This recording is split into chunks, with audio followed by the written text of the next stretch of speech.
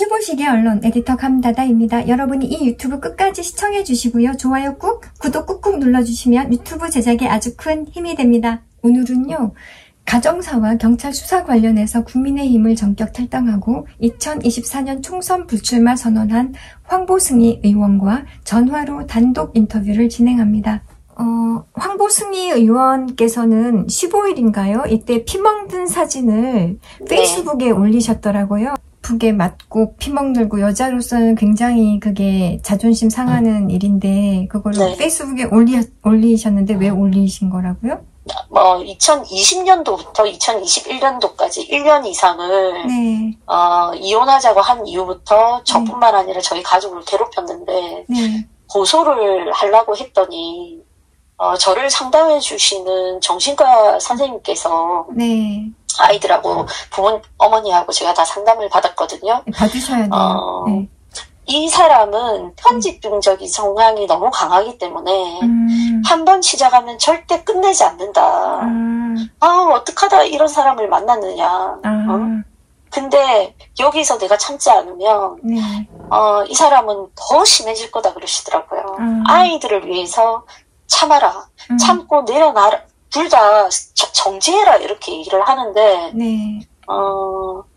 자기는 뭐 자기 하고 싶은 대로 유튜브에다가 뭐 일방적으로 얘기도 하고 했는데 그 당시에는 이게 너무 사적인 영역들이 많아서 언론에 계신 분들이 거의 기사를 쓰지 않으셨어요.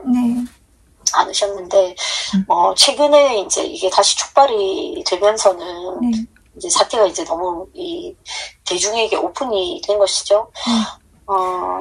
저희 가족들이 너무 힘들어합니다. 언제까지 우리가 이거를 당해야 되냐.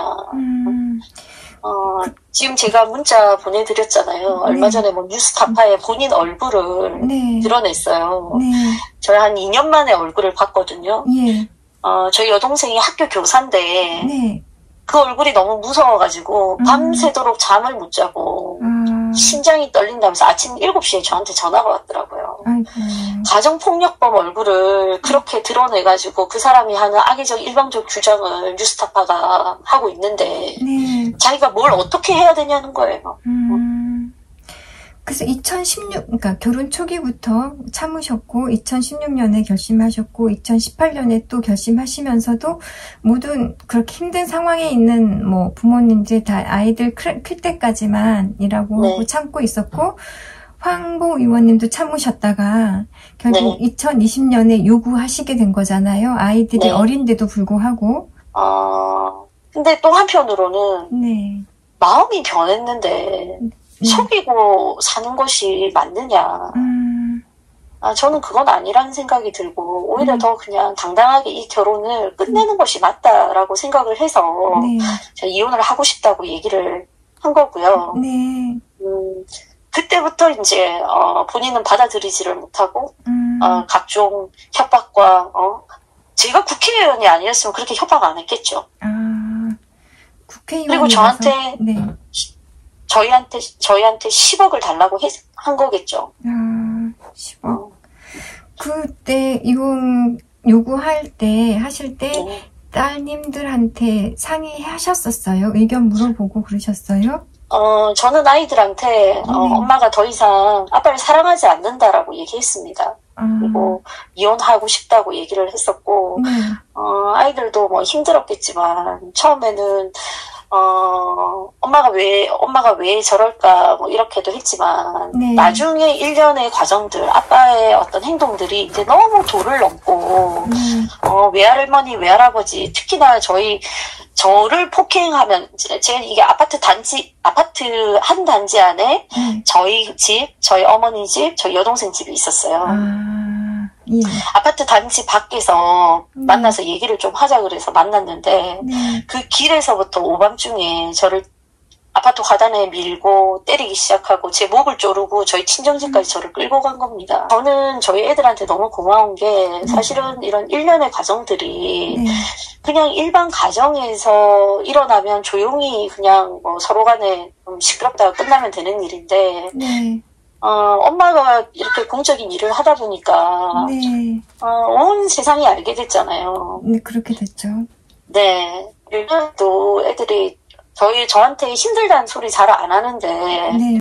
지금 다음 주 애들 시험 치거든요. 지금 시험 공부하고 있는데, 네. 괜찮아? 이러니까 저희 큰딸이, 안 괜찮아. 한마디 하더라고요. 학교에서 선생님께서 걱정이 돼서 상담을 하셨나봐요. 네. 거기서 엄청 울었대요. 근데 집에 와가지고 왜 울었는지 무슨 대화를 나눴는지 저한테 그런 얘기를 안 합니다. 저희 작은 딸은 아침에 학교 가면서 할머니한테 애들이 학교 가서 뭐라고 하면 어떡하냐고 막 울더라 하더라고요. 제 앞에서 우는 모습 안 보입니다. 제가 그게 더 가슴이 아픕니다. 따님들도 정신과 가보셨어요? 같이? 그때 한 번 상담을 받았는데 네. 생각보다 애들이 잘 견디고 있다고. 그래서 그때 네, 한두 번 병원 가고 그 뒤로는 그냥 각자 생활 열심히 하거든요. 제가 언젠가 한 번은 애들한테 그랬어요. 왜냐면 저도 평일날은 서울 생활을 하고 주말 되면은 부산에 내려오니까 낮에는 저희 부모님, 그러니까 평일은 거의 뭐 저희 부모님들이 특히 저희 어머니가 애들을 케어하시잖아요. 근데 뭐 야간에 독서실 갔다가 올 때 이렇게 차 태워주고 할 사람이 없어서 제가 그게 애들한테 너무 미안하더라고요. 그래서 아빠가 있었으면은 그런 거는 해줬을 텐데 너네 필요하면 전화해서 엄마 괜찮으니까 차 태워달라고 해. 근처에 살고 있으니까. 저희 애들이 지금 상태가 제일 행복하다고 연락하고 싶지 않다고. 네. 제가 엄마가 좀 더 참고 살 걸 그랬나? 엄마가 참고 살았어야 했나? 너네한테 아빠 자리를 뺏어서 미안해. 이렇게 얘기를 하니까 괜찮아. 지금이 제일 행복해. 사람 고쳐서 쓰는 거 아니야. 그렇게 얘기를 하더라고요. 네. 너무 미안하시겠네요, 진짜. 미안하죠. 자랑스러운 엄마여야 되는데.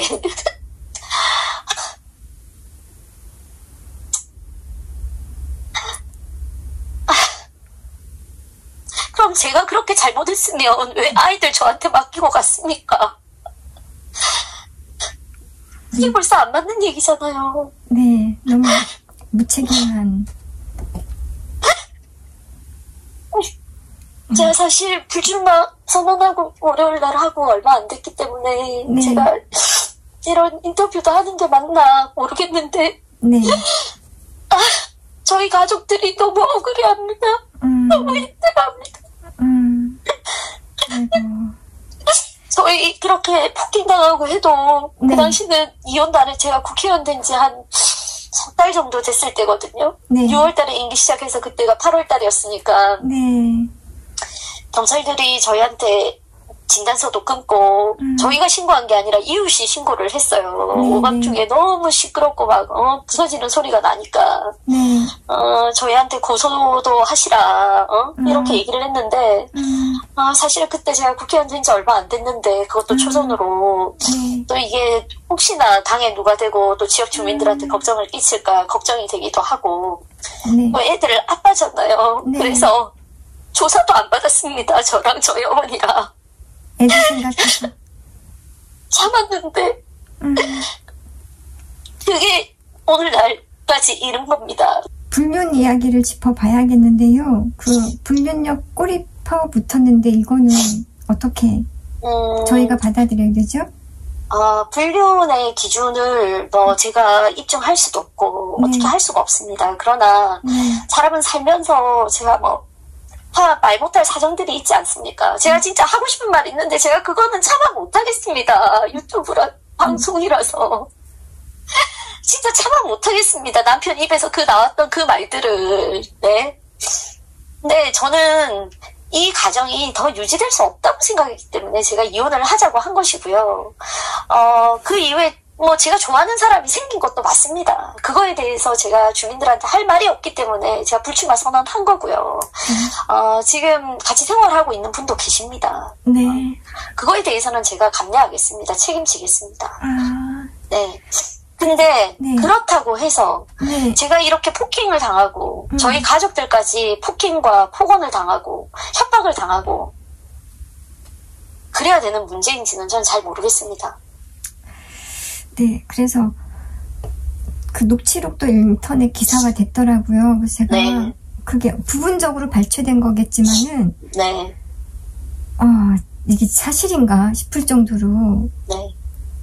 약간 도덕성에 대한 엄청난 타격을 받으셨겠다, 항보 의원님이. 그리고 회복될 수 있을까 이런 생각 들더라고요. 그 당시에는 정말 갈등이 극에 달했을 때고요. 네. 저한테 이상한 메모 쪽지를 갖고 와서 이게 돈 받은 거지 않냐, 돈 받았지. 이런 식인 거예요. 왜 제가 얼마나 노이로제가 걸렸으면, 그래, 맞다, 그래, 맞다, 어떡할래. 그게 너무 화가 나서 우발적으로 한 내용. 그런 것들을 저는 다 녹취하고 있다고 상상도 못했습니다.